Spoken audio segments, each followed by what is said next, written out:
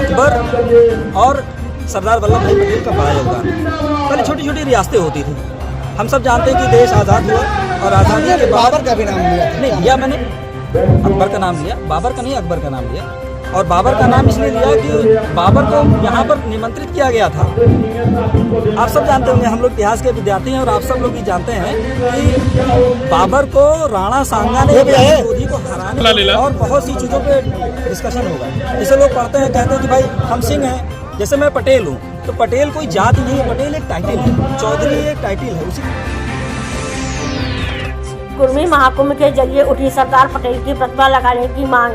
स्थानीय कुर्मी बिरादरी को एकजुट बनाने की पहल। खबर गोंडा जिले से है, जहां कुर्मी समाज राजनीति में अपना हक मांगने के लिए रविवार को पराग देवी के पास महाकुंभ का आयोजन किया और बिरादरी की ताकत का एहसास कराकर राजनीतिक भागीदारी पाने के लिए सरदार पटेल की प्रतिमा लगाने की मांग की। साथ ही विचार रखा गया कि स्थानीय कुर्मी बिरादरी को राजनीति में तरजीह दी जाए, बाहरी से बचा जाए, कारण चुनाव के बाद मुकदमा दर्ज होने पर कोई मदद में नहीं आता। कार्यक्रम में कुर्मी बिरादरी को एकजुट कर एक मंच प्रदान करना है, जहां से कुर्मी उत्पीड़न की आवाज लखनऊ तक पहुंचे। प्रमुख लोगों में तरुण पटेल, रामेश्वर पवन, जयकरण वर्मा, हुकार पटेल, सुरेंद्र चौधरी ने आह्वान किया कि एक बनो नेक बनो। इस मौके पर राकेश पटेल, पंकज चौधरी, निरंजन, सविता पटेल, नंदकिशोर वर्मा ने विचार रखे। पंकज चौधरी ने सरदार पटेल की मूर्ति शहर के मुंडा खान चौराहा पर लगवाने की बात रखी। गोंडा से राम नारायण जायसवाल की खास रिपोर्ट। सरदार पटेल की प्रतिमा लगनी चाहिए कि नहीं लगनी चाहिए, ये बताने का काम करें। लगनी चाहिए, समर्थन है, समर्थन है। कुर्मी युवाओं को एक डायरी काली, आपके सरदार पटेल संस्थान पे एक बैठक होगी। इसके बाद हम सभी लोग प्रतिमा के लिए संघर्ष करना शुरू करेंगे। आपको मालूम होगा कि किस तरीके से कल के डेट में इस कार्यक्रम का परमिशन मिला है, इसलिए कि इस व्यवस्था को देख करके यहाँ के सभी आला अधिकारी सदमे में थे। इस कार्यक्रम के पहले 2 दिन गोंडा जनपद में मुख्यमंत्री का दौरा था। हम लोग किसी राजनीतिक विरोध इस मंच से नहीं करेंगे, न किसी जात का विरोध करेंगे, न किसी धर्म का विरोध करेंगे, लेकिन एक बात के लिए आपको इकट्ठा होना पड़ेगा। हमारे समाज के ऊपर नाजायज तरीके से मुकदमा लिखा जाता है, इसका जिम्मेदार कौन? हमने एमपी भी बनाया और हमने विधायक भी बनाया। हम सब कुछ कर सकते हैं, लेकिन गोंडा के लोगों के लिए करेंगे। अब बाहरियों से हमें कोई लेना देना नहीं है। जिस तरीके से भोपालपुर से चल करके एक 100 हजार 1 लाख की संख्या में सभी लोगों को जोड़ा गया, ठीक इसी प्रकार प्रधान, बीडीसी, जिला पंचायत सदस्य, विधायक, सांसद सब कुर्मी का लाभ होगा। ये गर्व से आप लोग बताने का काम करिए। और इसके बाद जो रणनीति है पटेल जी की मूर्ति का, और मूर्ति लगने के बाद हम अगली रणनीति फिर बनाएंगे, क्योंकि यहाँ के कुर्मी भाई जानते हो हमको क्या कहते हैं, कुर्मी वैज्ञानिक, तो वो पद हम नहीं गंवाना चाहते हैं। कार्यक्रम बहुत जबरदस्त तरीके से चल रहा है। यदि इसके बाद भी कोई किसी को दिक्कत होगा तो हमारा नंबर आप। हमारे परिवार ने किसी गुंडा गुंडी अपराधी की पूजा नहीं की, कभी हमारे माँ बाप ने किसी धनवान की पूजा नहीं की।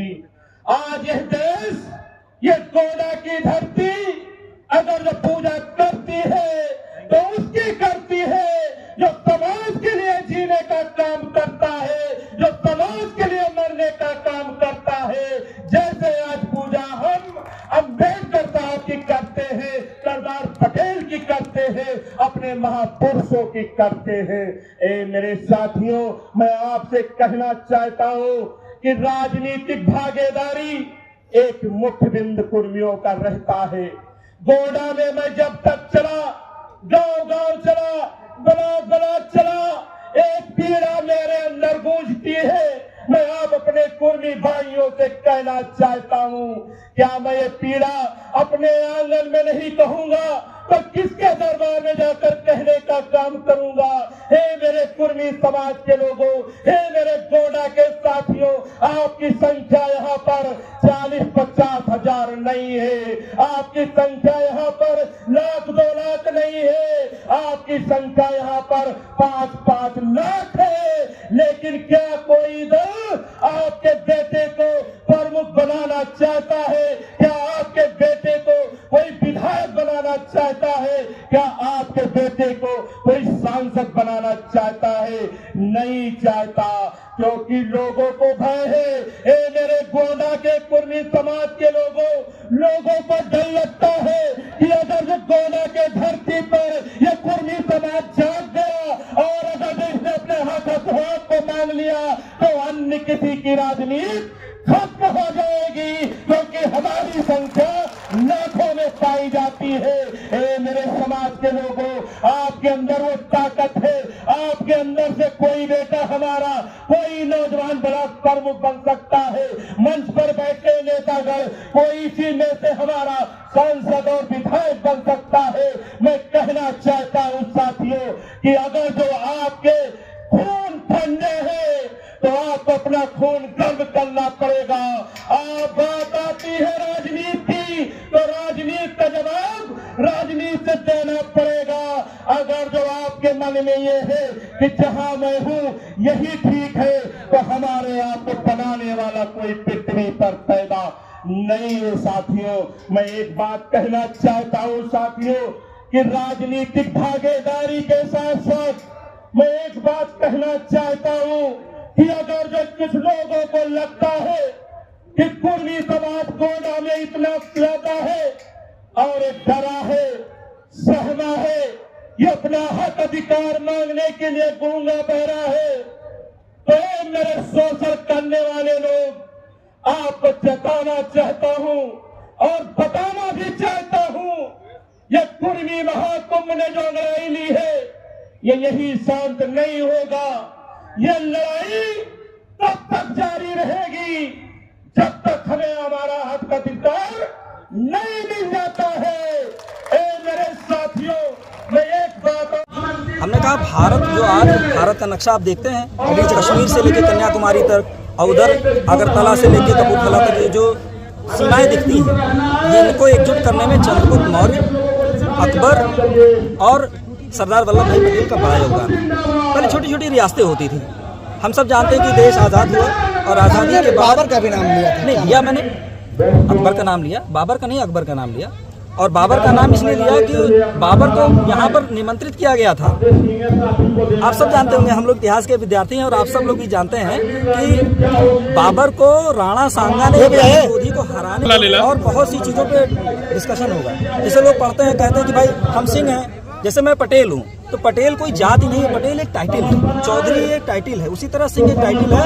अकबर ने अपने साले मान सिंह को खुश करने के लिए, क्योंकि मान सिंह ने अपनी बहन ब्याही थी अकबर से, तो उनको खुश करने के लिए उनको सिंह की उपाधि यानी शेर की उपाधि दी थी। अब वही सिंह की उपाधि लेकर के लोग सिंह सिंघाड़ा बने घूम रहे हैं कि हम सिंह हैं। अरे भाई, सिंह होने से कोई नहीं होता। सिंह का मतलब होता है कि आप लोगों की रक्षा करें। चौधरी का मतलब होता है दरवाजे पे कोई आए भूखा ना जाए। पटेल का मतलब होता है कि कर इकट्ठा करो। तो इस तरह से जातियों का जो पद जो दिए गए थे उन्होंने जातियों का रूप ले लिया।